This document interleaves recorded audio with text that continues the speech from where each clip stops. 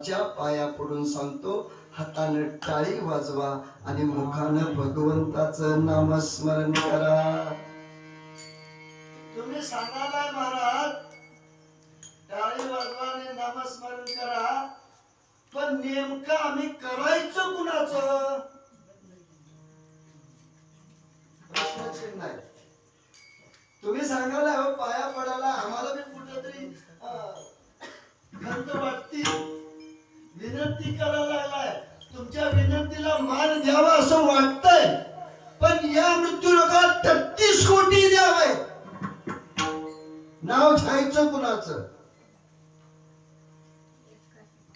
तुकाराम महाराजांनी प्रश्नाचं उत्तर दिलेलं आहे. काय? विठ्ठल विठ्ठल विठ्ठल विठ्ठल म्हणा.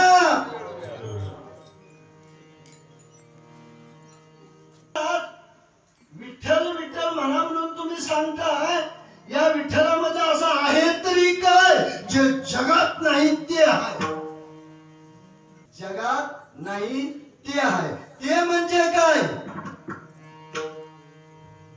जीवन मुक्त करण्याचं सामर्थ्य आहे. ते म्हणजे जीवन मुक्त करण्याचं सामर्थ्य आहे. ते 33 कोटी देवात नाही, ते फक्त या विठ्ठलात आहे.